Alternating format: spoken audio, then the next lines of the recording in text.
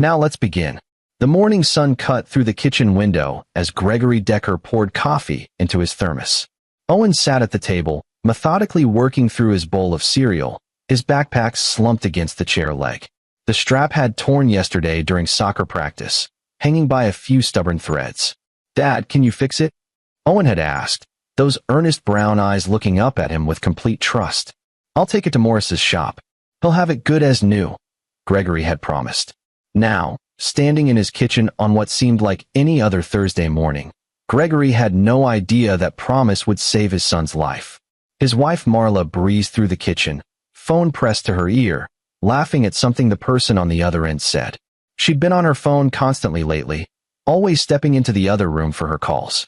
Gregory had noticed, but pushed the thoughts away. She ran a successful real estate business. Of course she was busy. "I've got showings all afternoon," she said, ending her call. She kissed Owen's head absently. "Don't forget your orthodontist appointment tomorrow." "Mom, my backpack's being fixed, remember? Use your old one from the closet." She grabbed her keys, barely glancing at Gregory. "I'll be home late. There's leftover chicken in the fridge." The door closed behind her, and Gregory felt that familiar distance he'd been trying to ignore for months. They'd been married 10 years, together for 12. Somewhere along the way, Marla had drifted into a life that seemed to exist just outside his periphery. "Come on, buddy," Gregory said, ruffling Owen's hair. "Let's get you to school, and I'll drop your pack at Morris's before work." Maurice Edwards had been repairing shoes and leather goods in their small Connecticut town for 43 years. His shop sat wedged between a bakery and a hardware store on Main Street, the kind of place that smelled like oil and old leather and honest work. Gregory had known him since childhood. Maurice had resold his father's work boots every year, had repaired Gregory's first baseball glove, had even fixed Marla's designer purse when the handle broke 3 years ago. The old man looked up from his workbench when Gregory entered, his weathered face creasing into a smile. "Gregory Decker, that boy of yours finally wore through another strap. Soccer cleats caught it during practice. Think you can work your magic?" Maurice took the backpack, examining it with practiced eyes. "Quality's not what it used to be. I'll reinforce the whole thing while I'm at it. Give me till tomorrow." Gregory headed to his job site, a new community center he was designing as the lead architect for Morrison & Associates. The work absorbed him, reviewing structural calculations, consulting with contractors, solving problems. Architecture had always been his refuge, the place where logic and creativity merged into something tangible and true. His phone buzzed around too, Morris's number. "Gregory, you need to come to the shop. Now." Something in the old man's voice made Gregory's stomach clench. "What's wrong? Just come. Don't tell anyone where you're going." The drive back to Main Street took 12 minutes that felt like hours. Maurice was waiting, the closed sign already flipped despite it being mid-afternoon. He locked the door behind Gregory and led him to the back room. Owen's backpack lay on the workbench, completely disassembled. Morris's hands shook slightly as he pointed to a section of the lining. "I found this when I was replacing the strap. There's a hidden pocket sewn into the lining. Very clever work. You'd never notice it unless you knew what to look for." Gregory's mouth went dry. "What are you talking about?" Maurice picked up a small black device, no bigger than a USB drive. This was inside. "It's a digital voice recorder." "Gregory, I'm sorry, but I listened to what was on it. I had to make sure." "Make sure of what?" The old man's eyes held a deep sadness. "Sit down, son. You need to hear this." Maurice pressed play. The voices that emerged were crystal clear. Marla's laugh, one Gregory knew intimately, followed by a man's deeper voice he didn't recognize. "The camping trip is perfect," the man said. "Memorial Day weekend, Blackstone Lake. Plenty of witnesses will see them arrive Friday evening. And Saturday night." That was Marla, but her voice carried a cold calculation Gregory had never heard before. "The canoe accident happened Saturday night. Father and son go out for a sunset paddle. Neither one can swim very well, correct?" Gregory's terrified of deep water. Has been since he was a kid. Hearing her discuss his childhood fear with such casual cruelty made Gregory's vision blur. He gripped the edge of the workbench. "They'll find the canoe capsized Sunday morning," the man continued. "Tragic accident. Happens every year on that lake. Chief Morse will handle the investigation personally. Rule it accidental drowning within 48 hours. And then Then we wait a respectful 6 months. You play the grieving widow beautifully, I'm sure. After that, we can move forward with our plans for Owen. Gregory's blood turned to ice. Plans for Owen? Maurice fast-forwarded. Marla's voice again. You're sure he'll bring the price you quoted? He's only 9. Healthy, intelligent, blonde hair, blue eyes? The Wexlers are already offering $300,000. They'll take him within a week of the paperwork being finalized. Jesus Christ. Gregory stumbled backward, catching himself against the wall. She's going to sell our son? Maurice stopped the recording. There's more. Hours of it. This man calls himself Charles. He runs some kind of operation. This isn't the first time they've done this. There are other names, other families. I need to call the police. The police chief is in on it. You heard them say his name. Randolph Morse. Gregory's mind raced, an architect's brain trying to process a structure that defied all logic. His wife, the woman he'd loved since college, the mother of his child, was planning to murder him and sell their son. When did Owen get this recorder? I don't know, but whoever planted it in his bag saved both your lives. Gregory sank into a chair, his hands trembling. What do I do? Maurice sat across from him, his old eyes sharp with urgency. You take your son and you leave this town. Right now? Don't go home.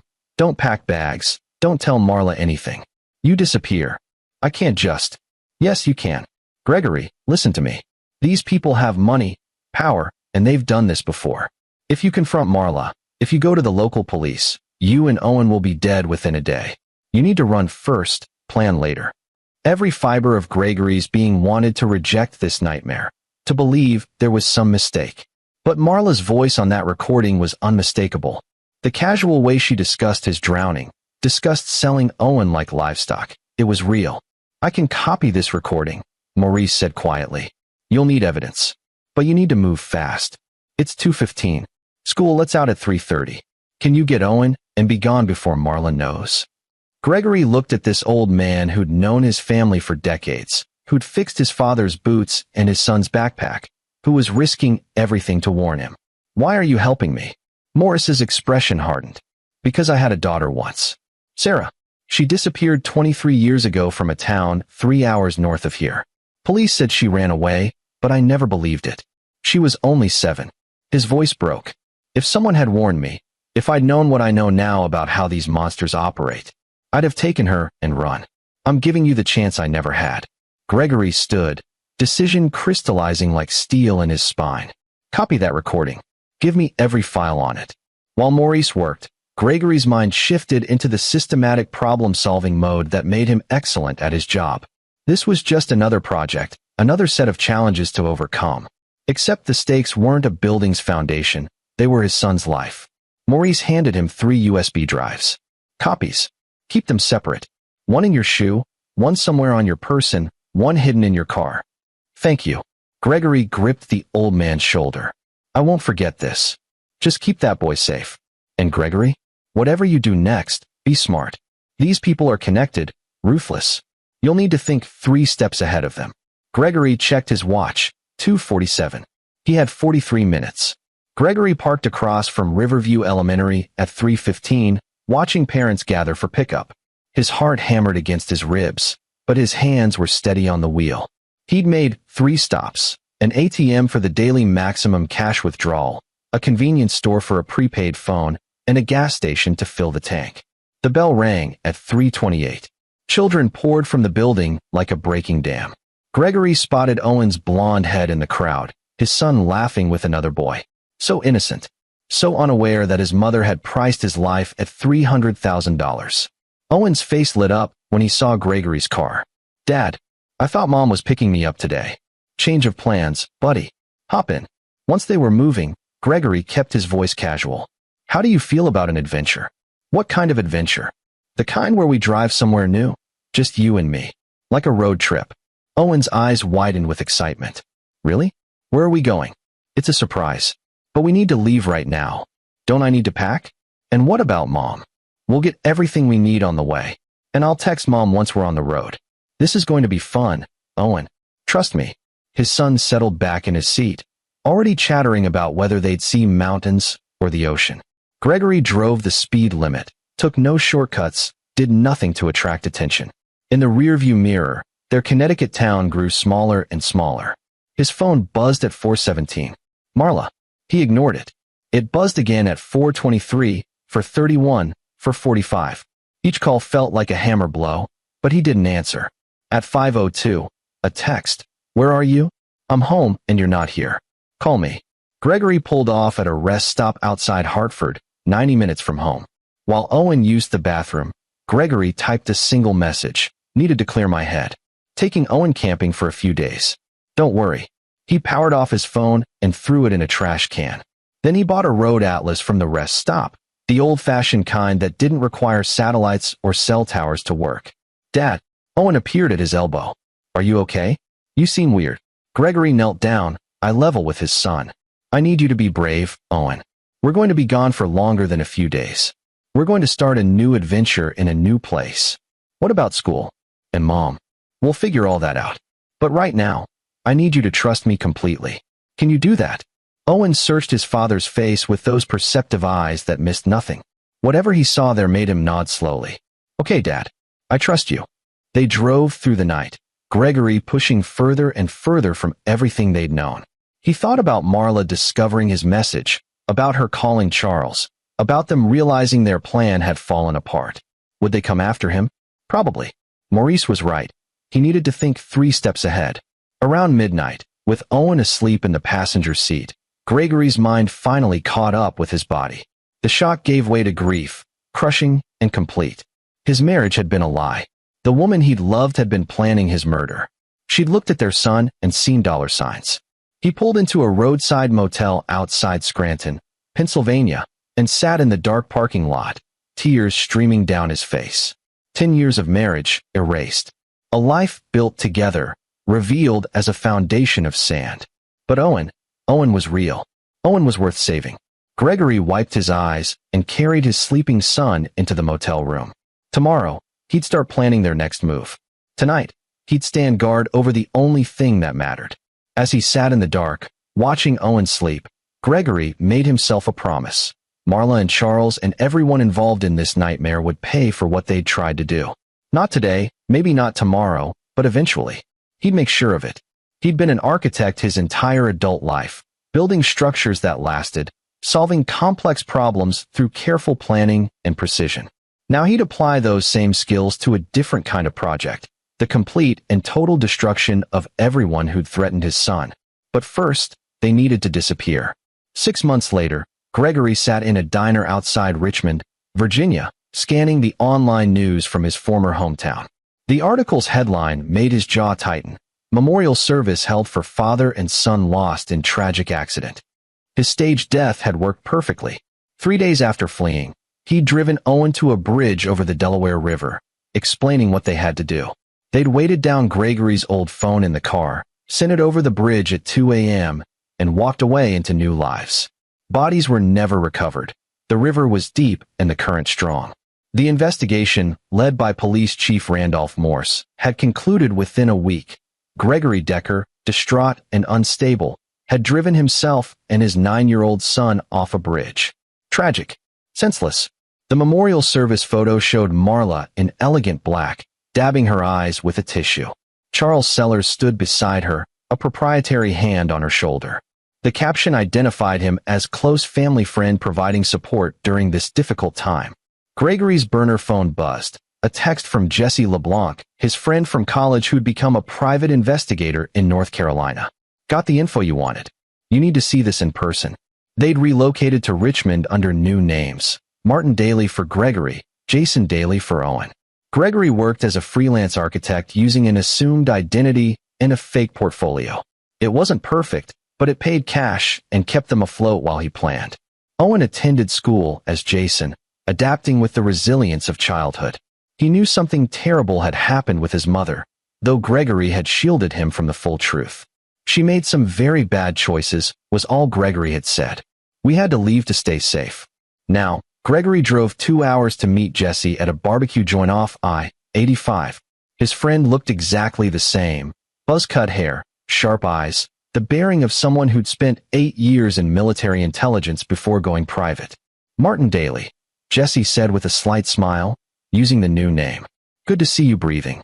Thanks for meeting. They took a corner booth. Jesse slid a manila folder across the table. Charles Sellers, age 46. Runs Sellers Family Services, an adoption agency licensed in Connecticut and Massachusetts. On the surface, completely legitimate. Dozens of successful adoptions, glowing reviews. And below the surface? I spent 3 months digging. Charles has placed 63 children in the last 8 years.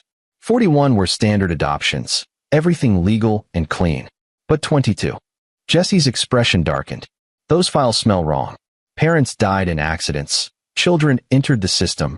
Charles fast-tracked private adoptions to couples who paid premium fees, way above market rate. Gregory's hands clenched around his coffee mug. He's been doing this for 8 years? At least. I found 3 more cases before that, different names, different states. Charles has been in the child trafficking business for over a decade.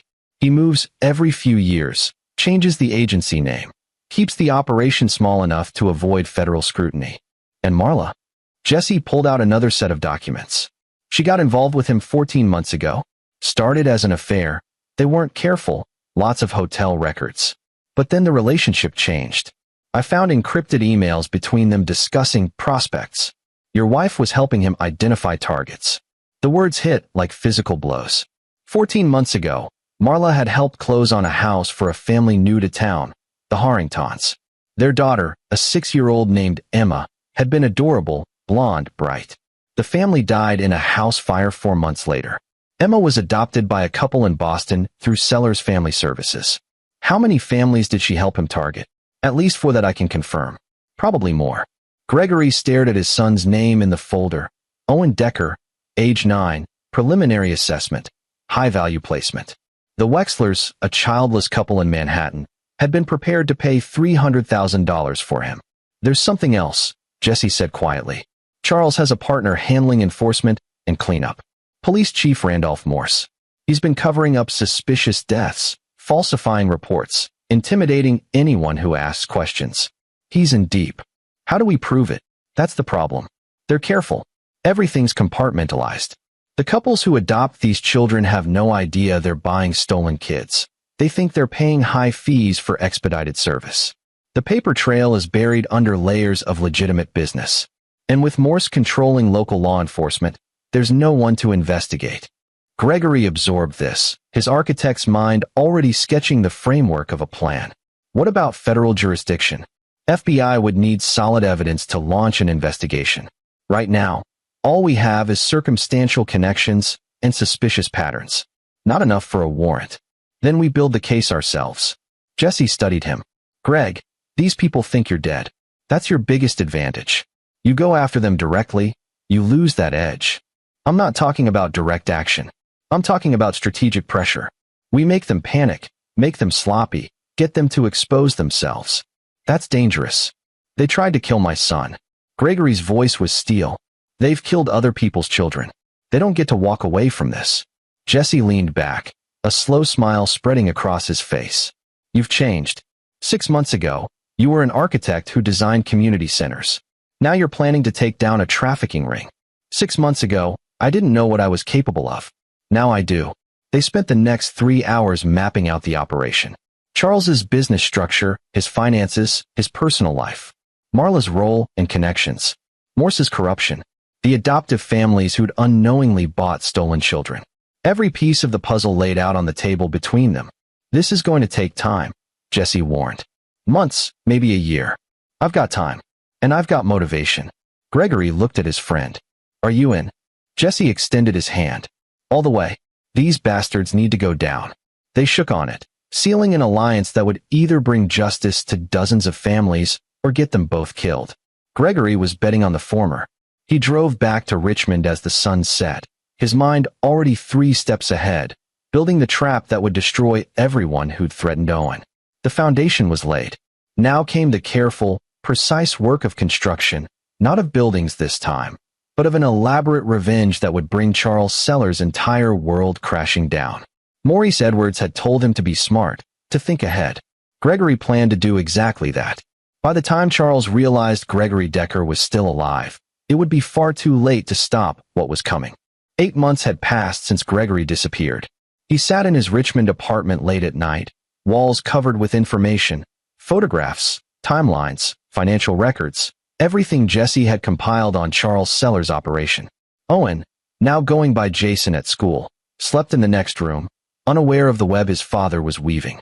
The boy had adapted remarkably well to their new life, though Gregory caught him sometimes staring out windows with a sadness that broke his heart. No child should have to disappear, to lose everything familiar because his mother was a monster. Gregory's phone buzzed. Jesse's name appeared on the screen. "I've got something," his friend said without preamble. "A crack in the operation. Talk to me." Charles's previous partner, the one before he moved to Connecticut, guy named Raphael Elliott. He helped Charles run the same scheme in New Jersey 5 years ago. They had a falling out. Raphael disappeared. Officially, he moved to Florida. But I found him. He's in witness protection. Gregory's pulse quickened. He testified? He tried. Approached the FBI with evidence about Charles's operation. But Charles has connections. Someone tipped him off before the case got anywhere. Raphael barely got into protection alive. The case was buried. Charles relocated to Connecticut, started fresh. Does Raphael still have the evidence? Some of it. And he's willing to talk if we can guarantee his safety. He wants Charles to pay for what they did. This was exactly what Gregory needed. A witness with direct knowledge. Someone who could provide the foundation for a federal case. Set up a meeting. I want to talk to him. 3 days later, Gregory met Raphael Elliott in a secure location Jesse had arranged, a hunting cabin in the Blue Ridge Mountains. Raphael was in his 50s, with haunted eyes and the nervous manner of someone who'd been running for years. "You're the architect," Raphael said when they met. "The one whose wife was working with Charles. I heard about your accident. When Jesse reached out, I figured you'd faked it. Tell me everything," Gregory said. Over the next 4 hours, Raphael laid out the entire operation in detail. How Charles identified targets, families with valuable children and some vulnerability. How he cultivated relationships with people who could help. Real estate agents like Marla who had access to family information, police officers like Morse who could control investigations, lawyers who could expedite adoptions. The children never know what happened, Raphael explained. One day they have parents. Then there's an accident, a car crash, a house fire, a drowning. They go into the system, traumatized and confused. Charles's agency steps in, offers expedited private adoption to wealthy couples who've been on waiting lists for years. Everyone thinks they're helping a child who lost their parents to tragedy. But Charles caused the tragedies. Every single one. We targeted 26 families in New Jersey over 3 years. 26 children stolen from their parents. The parents died. The children were sold. And no one ever connected the dots because Charles was careful. Different methods, different locations, months between incidents. Gregory's voice was deadly calm. Why did you work with him? Raphael's face twisted with shame. Money. At first, I convinced myself we were just facilitating adoptions, working around a broken system. By the time I realized what we were really doing, I was in too deep. Then I met one of the kids, a little girl named Sophie, 7 years old, crying for her mom who died in a car accident I'd helped arrange. That's when I couldn't do it anymore. So you went to the FBI and almost got killed for it. Charles has people everywhere, police, lawyers, even some federal agents. I got lucky that one honest FBI agent believed me and got me into protection. But without corroborating evidence, it was just my word against Charles's. The case died. That was 5 years ago. Charles has gotten more sophisticated since then. More victims, better infrastructure. Gregory pulled out his own files. I have financial records showing suspicious payments from Morse to Charles. I have adoption records with timeline anomalies. I have encrypted communications between Charles and Marla. What I don't have is direct evidence of murder. Raphael nodded slowly. That's always been the problem. Charles never does the killing himself. He contracts it out to people who owe him favors or need money. By the time investigators look at any individual incident, it appears to be exactly what it's supposed to be, a random tragedy. Then we need to make him do something that can't be explained away as random. We need to make him expose himself. Jesse, who'd been listening quietly, spoke up. You're talking about bait. I'm talking about creating a situation where Charles thinks he has another perfect opportunity, but we control all the variables. We document everything. We create an airtight chain of evidence, and we hand the FBI a case they can't ignore. Raphael leaned forward. You'd risk your life for this? I'm already dead, remember? And these people need to be stopped. Gregory looked between them. Are you both willing to help me finish this? Jesse nodded immediately. Raphael took longer, were clearly visible on his face, but finally he agreed. I've been hiding for 5 years. I want to stop hiding. They spent the rest of the night planning. Gregory would remain dead, but would start applying pressure to Charles's operation from the shadows. Anonymous tips to adoptive families, questions raised about suspicious deaths, subtle harassment that would make Charles paranoid and reactive. Meanwhile, Jesse would build a relationship with the FBI agent who'd helped Raphael, a woman named May Randolph who'd been promoted to the Bureau's Child Exploitation Task Force. If they could bring her solid evidence, she'd act on it. This is going to take months, Jesse warned. And it's going to be dangerous. Charles already killed you once. He won't hesitate to do it again if he discovers you're alive. Gregory thought about Owen sleeping safely in their Richmond apartment, about the other children who'd been stolen from their families, about the ones Charles was surely already targeting for his next operations. Then we'd better make sure he doesn't find out until it's too late. The plan unfolded slowly over the next 4 months, each piece placed with the precision Gregory normally applied to his architectural designs. He'd learned that revenge, like any complex structure, required a solid foundation and careful engineering. The first pressure point was the adoptive families. Gregory created an anonymous website called Sellers Family Services Truth and began posting carefully curated information, adoption timelines next to death certificates, financial analyses showing above-market fees, questions about the agency's vetting procedures. Nothing direct enough to trigger defamation lawsuits, but enough to plant seeds of doubt.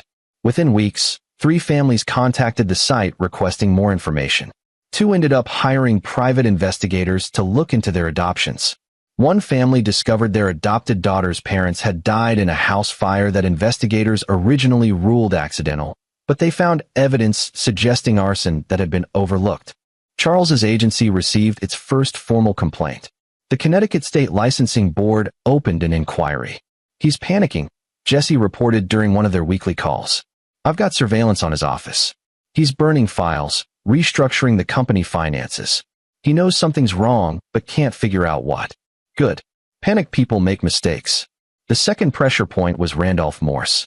Gregory used Raphael's information to identify other cases where Morse had covered up suspicious deaths.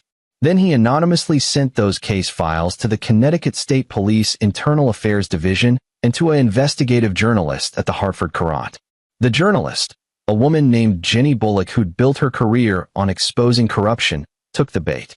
Her first article, Small Town Police Chief, Protector or Enabler, raised questions about Morse's handling of several accident investigations. The article didn't prove anything, but it attracted attention. The state police launched their own review of Morse's cases. The chief suddenly found himself under scrutiny for the first time in his career. Morse is isolating, Jesse reported. He stopped communicating with Charles through normal channels. They're both paranoid about phones and emails now. That means they'll have to meet in person to coordinate. Can you track them? Already on it. The third pressure point was Marla. This one was personal, and Gregory had to be careful not to let emotion override strategy. Through a series of anonymous messages, he made her believe Charles was planning to betray her, that he'd been skimming money from their joint accounts, that he was considering eliminating her as a liability. It was all technically true. Gregory had hacked into Charles's offshore accounts and found exactly that. Charles had been moving money without Marla's knowledge, and his encrypted notes included phrases like "M becoming a problem" and "clean break necessary." Marla, who'd helped murder other families without apparent remorse, proved remarkably easy to panic when she thought she might be a target. She hired her own lawyer, started moving assets into accounts Charles couldn't access, and began collecting insurance policies on his life. They're turning on each other, Gregory told Owen one evening. They were in their small apartment, Owen doing homework while Gregory worked on his laptop. The boy was now 10, taller and more serious than he'd been a year ago. "Dad, when will it be over?" Owen asked quietly. Gregory looked at his son, this brave, resilient child who'd lost everything and never complained. "Soon. I promise. Will we ever stop running?" The question pierced Gregory's heart. "Yes. When the people who tried to hurt us are in prison, we'll be able to stop." We might not be able to go back to being Gregory and Owen Decker, but we'll be safe. That's what matters. Owen nodded, accepting this with the matter-of-fact wisdom he'd developed. I miss Maurice. Can we visit him someday? Absolutely. In fact, Gregory made a decision. Let's call him right now. He'd stayed in a regular contact with Maurice through secure channels. The old cobbler had closed his shop and moved to North Carolina to be closer to them, though they'd never met in person since that day in the repair shop. Now Gregory dialed, and Morris's familiar voice brought comfort to them both. How's my favorite troublemaker? Maurice asked when Owen got on the phone. They talked for 20 minutes, Owen's face lighting up as he described school and his new friends. When Gregory took the phone back, Morris's tone shifted. How close are you to finishing this? Closer every day? Their operation is crumbling. The state police are investigating Morse. Charles's adoption agency is under review, and Marla's terrified Charles is going to kill her. And when it all falls apart, I'll make sure the FBI is there to catch the pieces. Raphael's ready to testify. We've got financial evidence, and we're documenting everything. When Charles and Marla make their next move, we'll have cameras on them. Be careful, son. Cornered animals are the most dangerous. I know, but this needs to end. The final pressure came 2 weeks later when Gregory orchestrated his masterstroke. Using Raphael's knowledge of Charles's methods, he created a perfect target, a fictional family called the Gentrys. Jackie Gentry, supposedly a widowed father with a 9-year-old daughter, had just moved to Connecticut for a new job. He was wealthy, isolated, and his daughter Madison was exactly the type Charles usually targeted. Jesse created the digital footprint, social media profiles, school enrollment records, even a rental agreement for a house in Charles's territory. Then Gregory had Marla's real estate agency help this family find a home, ensuring she'd be the one to pass the information to Charles. The bait was set. Now they waited to see if Charles would bite. He did. Within a week, Jesse's surveillance caught Charles conducting background research on the Gentry family. 2 weeks later, Marla and Charles met in person at a remote location, a hunting cabin Charles owned outside town. Jesse had placed cameras and microphones in the cabin days earlier. The recording they captured was devastating. This Gentry situation is perfect, Charles said on the tape. Single father, no extended family, just bought a house with a bad electrical system. We stage a fire, make sure he's inside. The daughter's valuable, blonde, pretty, smart. I've got buyers lined up. What about the heat we're taking? Marla asked. The website, the state investigation. That's why we need to move fast. One more job, big payout. Then we shut down for a year and relocate. I'm thinking Georgia or the Carolinas. And us. A pause. Then Charles's voice, cold. We'll discuss our arrangement after this job is complete. Even on the recording, Marla's fear was palpable. She knew Charles was planning to eliminate her. Gregory listened to the tape with grim satisfaction. They had Charles on record planning murder and child trafficking. They had financial evidence. They had Raphael's testimony. And they had FBI agent May Randolph ready to move. It's time, he told Jesse. Contact Agent Randolph. Tell her we're ready to hand over everything. The meeting with May Randolph happened 3 days later at a safe house in Maryland. She was in her 40s, sharp-eyed and no-nonsense, with the bearing of someone who'd seen too much evil and refused to become numb to it. Gregory laid out the entire case. Raphael's testimony about the New Jersey operations, the Connecticut victims, the financial trails, the recordings, the surveillance footage. Everything documented, organized, irrefutable. May reviewed it all in silence, her expression growing harder with each new piece of evidence. Finally, she looked up. This is solid work. Very solid. But I need to know, who the hell are you, really? Jesse says you're the architect whose wife was involved. The one who supposedly died in a car accident last year. Gregory met her eyes. I'm a father who was almost murdered along with his son. I faked my death to keep us alive, and I've spent the last year building this case because Charles Sellers needs to be stopped. You understand this means you'll have to testify. You'll have to reveal you're alive. I know. Your wife will be arrested. Your son will have to deal with that trauma. My son almost had no father at all. He'll deal with this. Gregory's voice hardened. And that woman stopped being my wife the moment she agreed to sell our child. May studied him for a long moment. All right, I'll take this to my task force. If everything checks out, and I believe it will, we'll move on this within 2 weeks. Federal warrants for Charles Sellers, Marla Decker, Randolph Morse, and several associates. We'll coordinate with Connecticut State Police to take down the whole network at once. What about the children?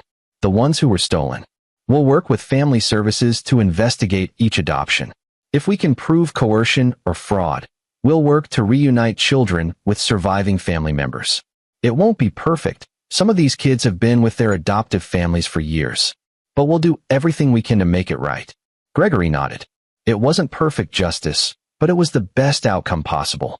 As he drove back to Richmond, Gregory felt the weight of the past year lifting slightly. The trap was built. The evidence was delivered. Now it was just a matter of watching it spring shut.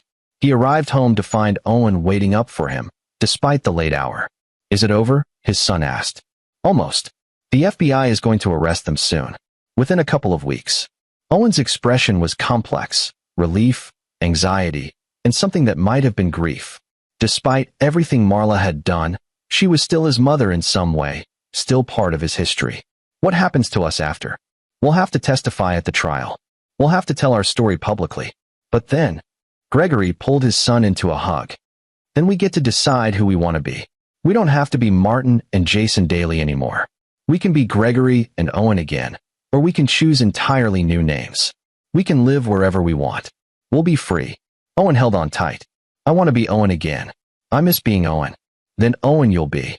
That night, Gregory lay awake thinking about the approaching endgame. Charles, Marla, and Morse had no idea the walls were closing in. They thought themselves untouchable, protected by their careful planning and corruption. They'd underestimated the father whose murder they'd plotted, never imagining he'd survive and come back to destroy them. Maurice had told him to be smart, to think ahead. Gregory had done exactly that. Now, finally, justice was within reach. 2 weeks later, he got the call from May Randolph. It's happening tomorrow. Federal agents and state police will execute simultaneous warrants at 6 a.m. Charles Sellers, Marla Decker, and Randolph Morse will all be in custody by 7. We're also bringing in 3 associates who help facilitate the adoptions. This is going to be a major operation. I want to be there. A pause. Gregory, that's not advisable. I've been dead for over a year. I've built this case from nothing. I want to see them arrested. His voice carried steel. I've earned that much. May sighed. All right.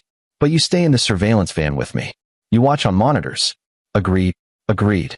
The next morning, Gregory sat in an FBI surveillance van 2 blocks from Charles Sellers' house, watching multiple camera feeds as federal agents surrounded the property.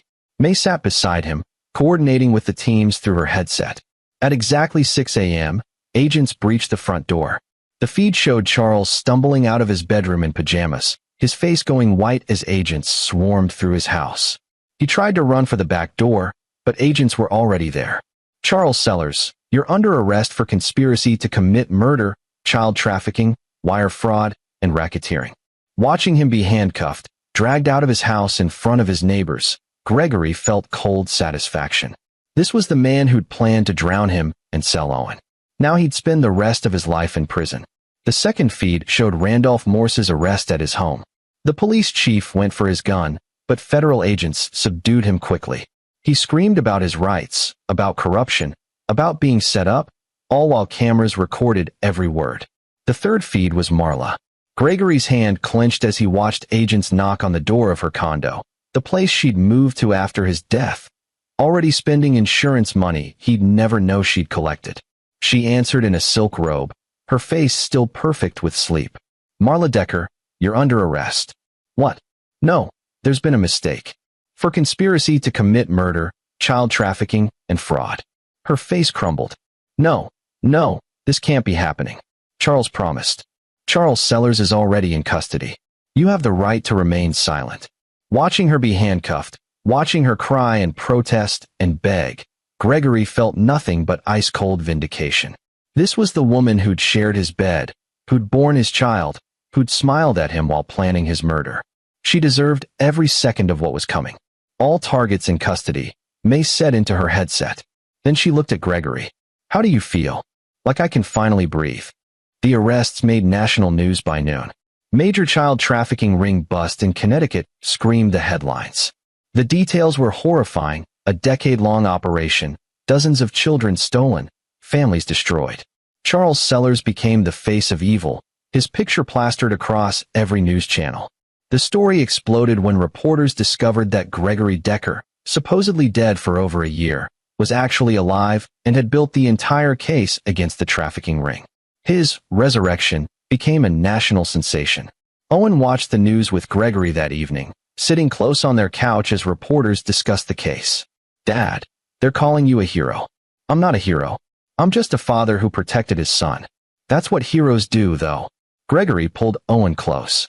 "Then I guess we're both heroes, because you were so brave through all of this." The trials took 8 months to complete.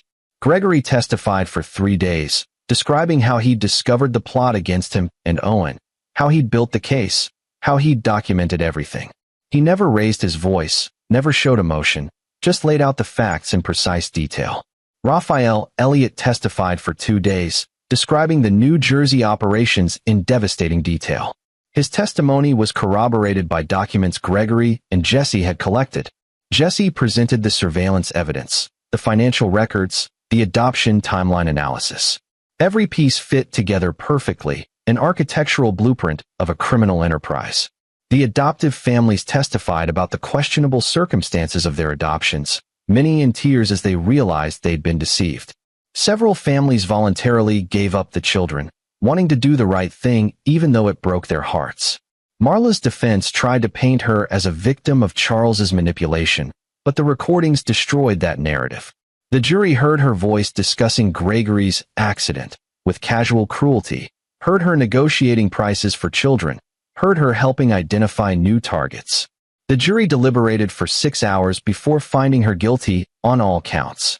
Charles's trial was even more damning. The evidence was overwhelming, the witnesses credible, the pattern undeniable. He received life in prison without possibility of parole. Randolph Morse tried to cooperate, offering testimony against Charles in exchange for a reduced sentence. He got 25 years instead of life. Marla received 35 years. The judge's words at sentencing were scathing. "You betrayed every trust society holds sacred. You betrayed your husband, your son, and the fundamental bonds of human decency. You deserve every single day of the sentence I'm imposing." Gregory attended every sentencing hearing. He wanted to look each of them in the eye as justice was served. When Marla's turn came, she looked directly at him from the defendant's table, tears streaming down her face. "Gregory, please. I'm sorry. I wasn't thinking clearly. Charles manipulated me." "You planned to sell our son," Gregory said quietly. "You were going to kill me and sell Owen like livestock. There's no apology that makes that forgivable." She sobbed harder, but he felt no pity. Some betrayals were too fundamental to forgive. After the final sentencing, May Randolph found Gregory in the courthouse hallway. "It's over," she said. "They're all going to prison for a very long time. And we're still working to help the families affected. We've reunited 3 children with surviving relatives, and we're investigating 12 more cases. Thank you for believing in the case. Thank you for building it. This was your work, Gregory. You got justice for your son and for a lot of other families." She paused. "What will you do now?" "Live. Finally just live." 6 months after the trials ended, Gregory and Owen moved to a small coastal town in North Carolina. They used their real names again, Gregory and Owen Decker, no longer in hiding. Maurice Edwards lived 15 minutes away in a little house near the beach. Gregory opened his own architecture firm, specializing in community buildings and affordable housing. Word spread about the architect who'd brought down a trafficking ring, and clients sought him out, not for celebrity, but because they trusted someone who'd fought that hard for his child. Owen thrived. He was 11 now, still processing everything that had happened, seeing a therapist twice a week to work through the trauma. But he smiled more often, made friends easily, and talked about what he wanted to be when he grew up. On a Saturday afternoon, Gregory and Owen walked on the beach with Maurice. The old man had slowed down in the past year, but his eyes were still sharp, still kind. "You did good, son," Maurice said, watching Owen run ahead to chase seagulls. "You saved that boy, and you saved a lot of other children too." "I couldn't have done it without you," Gregory replied. "If you hadn't warned me that day, I did what anyone should have done. You did the hard part. You built the case, you saw it through, you never gave up." They walked in comfortable silence for a while. Then Owen ran back, breathless and grinning. Dad, look what I found. He held up a perfect sand dollar, intact and beautiful. That's lucky, Gregory said. Know what sand dollars represent? What? New beginnings. Fresh starts. Owen studied the sand dollar, then looked up at his father. I like our fresh start. Me too, buddy. Me too. That evening, back at their house, Gregory stood on the porch watching the sunset. He thought about the journey that had brought them here, the terror of that day in Morris's shop, the desperate flight, the year of careful planning, the satisfaction of watching justice served. His phone rang. Jesse's name appeared. Hey, Martin. Or should I say Gregory? Gregory works fine now. Good. Listen, I'm working a case that's similar to what we did with Sellers. Different network, different state, but the same playbook. There's a father whose wife disappeared with their daughter, and he thinks something criminal is going on but can't prove it. I thought of you. Gregory felt a familiar fire kindle in his chest. You're asking if I want to help? I'm asking if you want to build another case. Use what you learned. Help another family the way Maurice helped you. Gregory looked through the window at Owen, safe and happy, doing homework at the kitchen table. His son would always be his first priority, but maybe there was room to help others too. Maybe that's what he was meant to do. Use his skills, his experience, his understanding of how to dismantle criminal enterprises. Tell me about the case, Gregory said. As Jesse outlined the details, Gregory grabbed a notepad and started sketching, not buildings this time, but the framework of an investigation. The foundation of another trap, carefully designed to bring down another monster. He'd spent his career building structures that sheltered people, that served communities, that lasted. Now he'd found a new kind of architecture, building cases that protected the vulnerable and brought justice to those who thought themselves untouchable. It was dangerous work. It would take time away from Owen, but it was necessary, and Gregory had proven he was very good at it. I'm in, he told Jesse. Let's bring these people down. After hanging up, Gregory stepped back inside. Owen looked up from his homework. Everything okay, Dad? Everything's perfect. I was just thinking about the future. What about it? Gregory sat down beside his son.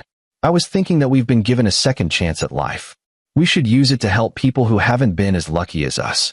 Owen considered this with his serious, thoughtful expression. Like Mr. Maurice helped us? Exactly like that. Then we should definitely do it.